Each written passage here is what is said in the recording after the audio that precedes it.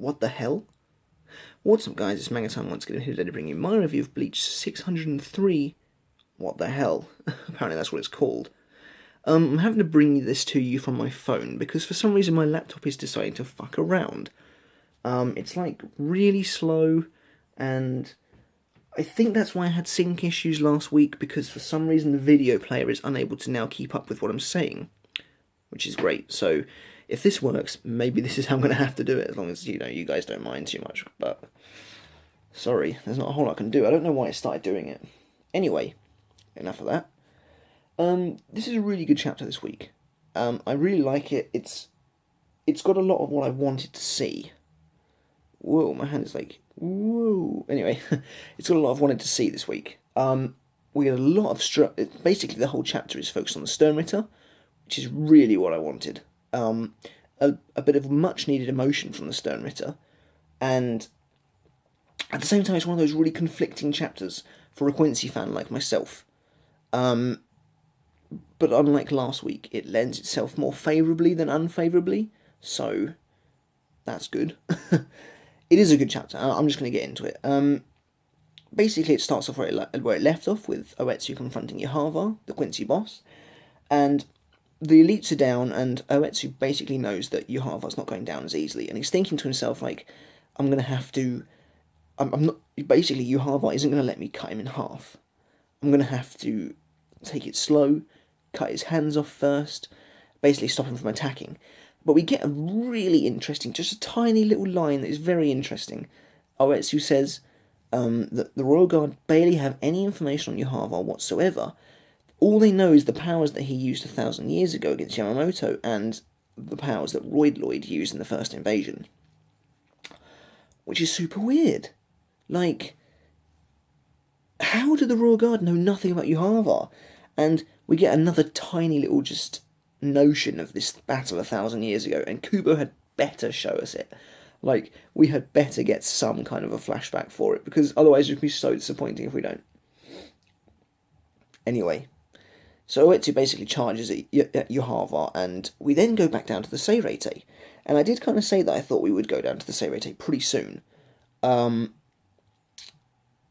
And it's a bit different to what I thought it would be. Like, we don't have any fights. It's more catching up with where the Sternritter are and what they're up to, basically. So yeah, it's actually really good. Really good. And it starts off with, it's raining. That always sets the mood in Bleach for something bad about to happen. And that's one of the great things about this chapter. There is a sense of foreboding throughout the whole thing. I've seen people on the forums saying it's like a horror, something straight out of a horror manga. I don't know if I'd go that far, maybe a little bit. It is a very macabre chapter, it's a very morbid and dark chapter. It's just really good, it's really good. And it starts off with, well, the epitome of macabre and morbid. Giselle is still alive. Now, I'm just going to say I called it. I said she was still alive pretty much from the moment we saw that she got stabbed. There was just no way that she was dying from that, I'm sorry. But yeah, anyway, so she's still alive, and she's dragged herself and Bambietta's body into this, like, little cave, because, like, Van der Eyck's basically just ruined now. And I'm really, really happy to see that she's still alive, because she was one of my favourite Sternritters, and still kind of is. Very unique design, and yeah, basically what she does is she starts drinking Bambietta's blood. And it turns out that the undead Bambietta is actually still okay, which is really weird, because the last we saw of her, she got obliterated by Charlotte Coolhorn's Cero. So, not sure how that works, but anyway, she basically says to Giselle, like, don't drink all my blood, because I don't want to die just yet. And then Giselle rages out and smashes Bambietta's head against this rock, over and over, until I think Bambietta probably is dead at last. But Giselle's just kind of like, you know, give me my blood back, you don't need it anymore. And then, when Bambietta is dead, at least I think she's dead, Giselle's basically kind of like, oh, I love you, Bambi, you're so cute when you're dead, and it's so weird, man. But, you know, that doesn't stop Giselle from being an awesome character, and she is an awesome character. And she's, like, hugging Bambietta in a pool of Bambietta's blood, and it's just, like, some dark shit, man. This is weird. Seriously, it's weird. But, like, that's why we like Giselle, right? That's why everyone likes Giselle. But then Liltotto shows up, which is cool. That's cool by me, because I like Liltotto. And the last we saw of her, she was, like, killing Pepe, basically. And she's still in Volstendig, and, you know, they have this little back and forth. Sorry, I'm kind of trying to read it off the thingy at the same time, just so I remember what happens. And then Liltotto basically says to Giselle, like, oh, she was still alive. And then we finally get to see Giselle's Volstendig, which is awesome, because I thought we might not see it, because for a long time she's like, oh, I don't like to use it, it's really tiring. And she has an awesome looking Volstendig. It's basically these really creepy ass bat wings, but they're made of bones. Really cool. I don't know why she's in Volstendig, like, to be honest, I don't know why she's in Volstendig, but she just is, and it looks awesome. And basically she's like, you know, of course I'm still alive. And then she basically says, like, what's wrong with your face? Because Liltotto's got some blood there, and she's like, did you lose? And then Liltotto's like, actually, that bastard Pepe did this to me. And then she basically confirms that she killed Pepe, she ate him, and you know, it's disgusting. We knew that happened anyway, but it's nice to get confirmation. And this is when we start getting quite a bit of confirmation. Giselle asks what happened to Meninas and Candice, and Liltotto's like, oh, Candice got beaten by the enemy. Meninas tried to kill Liltotto because Pepe manipulated her. Turns out Liltotto beat up Meninas but didn't kill her. At least she says she shouldn't be dead anyway. Then suddenly, out of nowhere, a gun is put to Liltotto's face, and I was like, oh, no way! And yeah, Colonel Sanders is still alive, which is great. Great news. So what what we take from this chapter, at least what I take at this point anyway, is that lots more characters are still alive. Like most of the characters I was hoping to still be alive actually are. Giselle, Liltotto, although actually I don't know why I said Liltotto. Liltotto is obviously alive. Colonel Sanders, which basically by extension means Nanana as well. And basically we finally get Colonel Sanders' name. Oh my god, like it's taken so long. And Liltotto is like, mind explaining yourself, Accutrone? And Colonel Sanders is basically pointing this gun at her. And he is Sternritter N, Robert Accutrone. And he is not looking too happy. I might still just call him Colonel Sanders, to be honest, because he's not going to be in it much longer. I'm just saying, like, it's very typical Kubo that Colonel Sanders gets a name at last and then gets killed off in about 3 pages. And anyway, Accutrone's like, you know, are you aware that His Majesty has gone to the Royal Realm? And now, I love this scene. Like, because it's kind of everything I wanted. Because, like, the Sternritter up until now have been very blind, they've been very blindly loyal, and it's about time that we finally get them realising what the hell is going on. And we just get some very interesting stuff now, because Liltotto's kind of like, what are you talking about? And Accutrone basically kind of goes, you know, we weren't chosen to be taken to the Royal Palace. And Liltotto's like, yeah, we'll just stay and fight. And then Accutrone's like, you don't get it. You don't understand what that means, basically. And Accutrone just suddenly flips the fuck out. And he's just like, you know, you are completely oblivious. It is over for us. And I really like this, because, like, Liltotto... Sorry about the random, whoa, camera moving. It's because I'm having to hold my phone, you see. Anyway, yeah, and, like, Liltotto's just, like, suddenly, almost slowly catching on. And Accutrone's like, you know, we have been deemed unnecessary for the upcoming battles. You know, he's basically like, if we weren't selected to go to the palace, he doesn't need us. And this implies that Accutrone has seen an Auschwalen before. It's really, like, if Accutrone does die now, it's a big shame, because it seems like he's quite interesting. Because Liltotto's kind of like, you know, what are you talking about? And Accutrone says that you newcomers have absolutely no idea about the terror His Majesty can bring. And that's really great, because it implies there's multiple generations of the Sternritter, which is awesome. And again, Accutrone's already seen an Auschwalen and survived it. And he's like, you know, the Sternritters exist for His Majesty. And it's like interesting that the newer Sternritters don't really seem to know this, and the older Sternritters do. And he's kind of like, you know, His Majesty despises lies. So he literally has told you outright that you exist for him and nothing else. And we can also take the fact that Giselle's also a newcomer, so basically I'd expect all the girls are. And basically, like, it's really cool, this scene. Accutrone just kind of looks up in the sky and he's like, all Sternritters that are deemed unnecessary just become fodder for the Auswahlen. And this huge light crashes down on Accutrone and he just gets turned into a skeleton on the spot. It is a super eerie image. He's just there.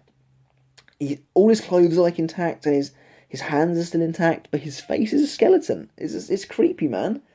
And like the thing is, he gets obliterated, almost like he just kind of gets incinerated.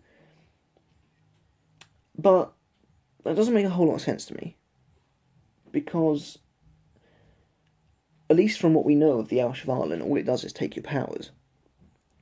So that kind of leads us to the question as to why Accutrone would get his skin essentially melted because he's become a skeleton. Like, this picture is creepy, man.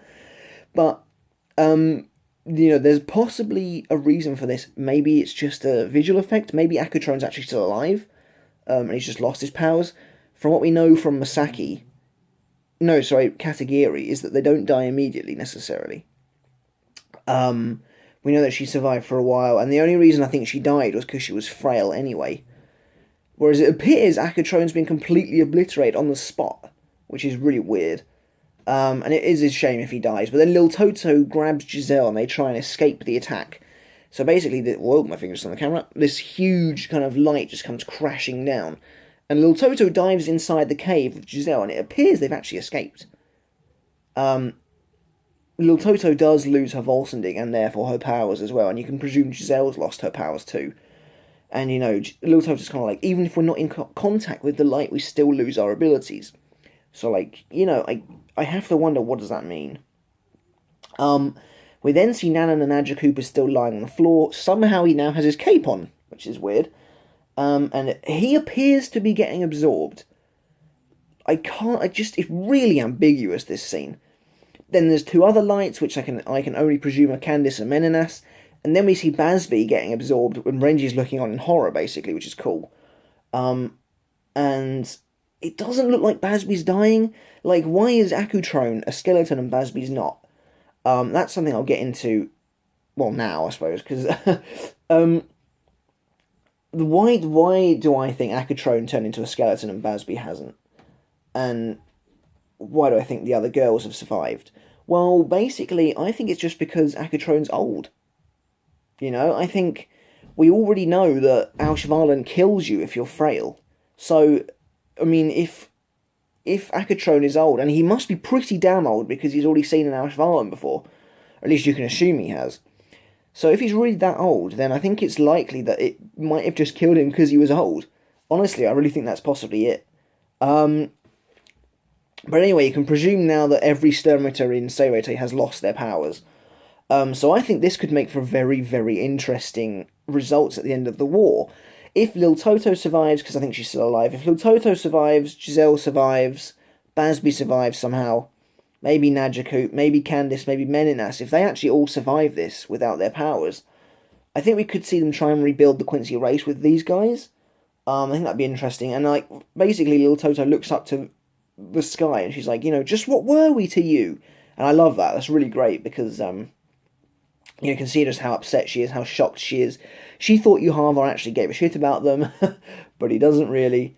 And, well, he kind of does in a really weird way. But, that's adding a nice bit of depth to Liltotto's character, as someone Kubo's been focusing on a little bit more lately, even though he's not giving her a fight. But yeah, it would appear that most of the Quincy down below are, I think, still alive. I think they're all still alive, they just haven't got any powers anymore. Apart from Accutrone, who it does appear was completely annihilated. I don't really know why yet, but whatever. The best bit of the chapter is yet to come, though. We then see that all the lights are shooting up into the palace, and Yhwach answers Liltotto, so presumably they all have some kind of connection, a la the way he was able to talk to Ichigo, even when Ichigo was miles away. And Yhwach basically is like, we are comrades, we help each other. And we see behind Yhwach, the elite Sternritter are getting back on their feet. Called it. I called it. I mean, I might have said in my darker times that they might be dead, because Kubo does this shit, man. It's difficult, man, living week on week and just being like, maybe they're dead, maybe they're not. I don't know. I can't take the stress anymore. But yeah, Gerard and Lil Barrow both rise up behind Yhwach, both in Volstendig. Gerard's got their wings don't look that great, to be honest. But yeah, they both get up, and then Askin gets up. Yes. and he's just like dripping blood off his face, but he still gets up, and Yhwach's like, revive, go forth, and then Ouetsu's looking like, oh fucking hell, because he is in serious trouble now. And then Yhwach, it ends the chapter with Yhwach just going, now then, Squad Zero, shall we? And that's the end of the chapter. So, epic chapter. Really epic chapter. I'm going to drop a 9 on it this week. Like I said, super enjoyable, and I was just like, I was just gripped the whole way through. Basically Armageddon for the Quincy's. Like, I didn't expect Yhwach, well, I kind of did expect him to pull this. Maybe, I don't know, it's really weird. Like, I kind of expected him to pull it. What we need to know now is if those Quincy down below are still alive. I think we can probably take Accutrone as being dead, unless it was a visual effect. But, like, it'd be a big shame if Bansby was dead, from just that. He didn't even get, like, a proper fight with Renji or anyone, so that'd be a bit of a shame. But, I mean, to be honest, even if he's not dead, he's probably lost his powers. So, yeah, that was a bit weird. A couple of art mistakes this week as well. Like, Accutrone's tie went from being just plain to having a design on it, like, all the time. And Nanano with his cloak on, that was weird. But yeah, like, it was a really good chapter, super exciting, so happy the Elite Guard weren't wasted in the end. And they are getting back on their feet, Askin as well. Just a really good chapter overall, actually. I thoroughly enjoyed it, and it's a shame I couldn't bring you a review on my laptop, but sorry, this is the best I can do at the moment. I need to sort out this crappy video thing on this laptop. Anyway, great chapter. The artwork was stellar, apart from a couple of those mistakes. Brilliant art. And you know what I've actually taken from this chapter is that pretty much every character I wanted to be alive actually turned out to be alive. So we're talking Giselle, Accutrone, the Elite Guard, Najaku, even though they've all basically been wiped out now anyway, apart from the Elite Guard.